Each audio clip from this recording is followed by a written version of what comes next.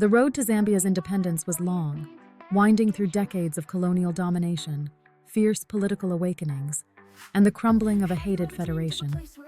It is a story of men who were jailed, of parties that rose from the ashes of their predecessors, and of a people who refused to be silenced.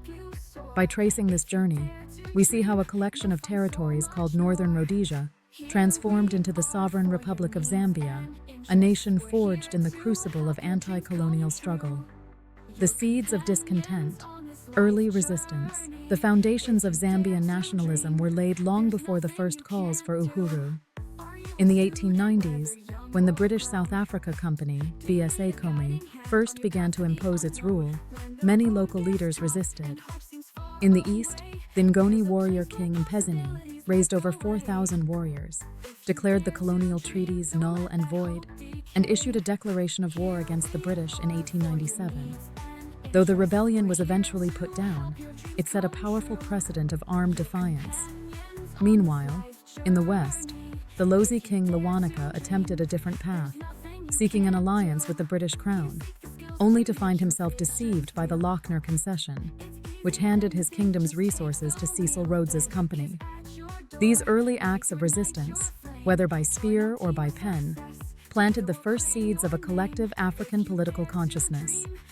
The Federation, the unwanted crucible. The most significant catalyst for modern Zambian nationalism was the formation of the Federation of Rhodesia and Nyasaland in 1953. This was a political union of Southern Rhodesia, Zimbabwe, Northern Rhodesia, Zambia, and Nyasaland, Malawi. For the white settler population, the Federation promised economic growth and political consolidation. For the vast African majority, it was a nightmare made real, a vehicle for permanent European domination, and a barrier to any hope of self-rule. The Federation was established despite overwhelming African opposition.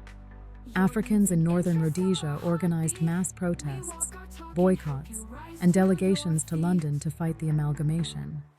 The fear of being swallowed by a white-dominated superstate galvanized a fragmented collection of welfare societies into a united political movement.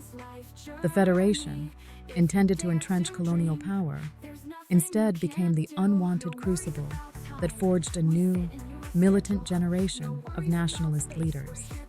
The rise of political parties. The fight against the Federation gave birth to organized political parties. Initially, the Northern Rhodesian African National Congress, NRANC, under Harry Nkumbula, led the charge. But by the late 1950s, many felt Nkumbula was too cautious and willing to compromise with the colonial system.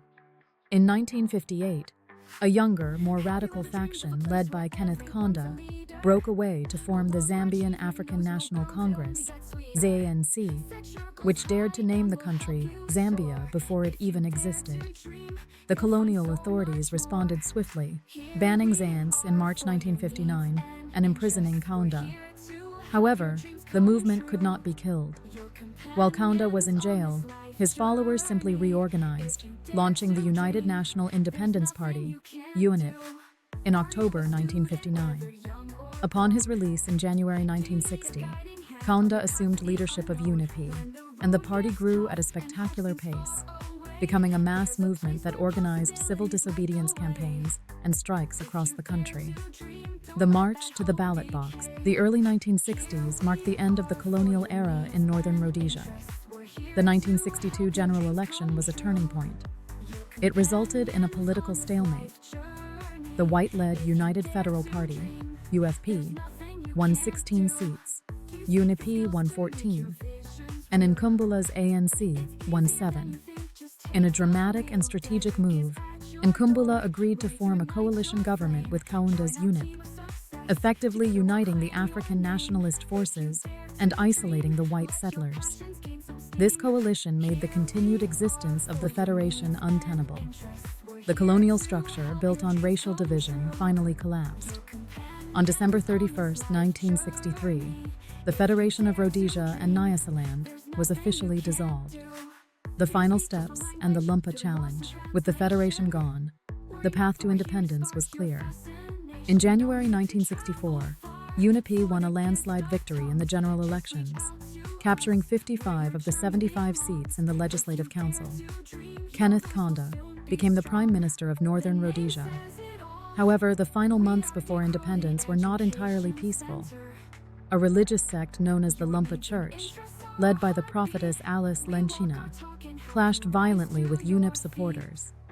The Lumpa adherents refused to pay taxes, fortified their villages, and engaged in open conflict with the state.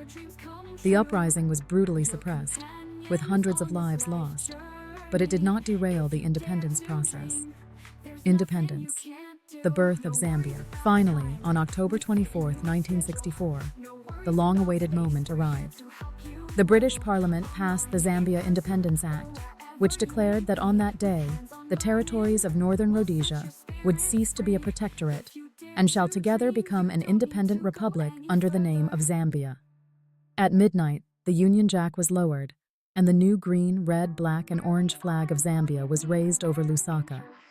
Kenneth Kaunda, the teacher who had been jailed for his beliefs, became the nation's first president. Zambia's journey to independence was not a single event, but a long and arduous process.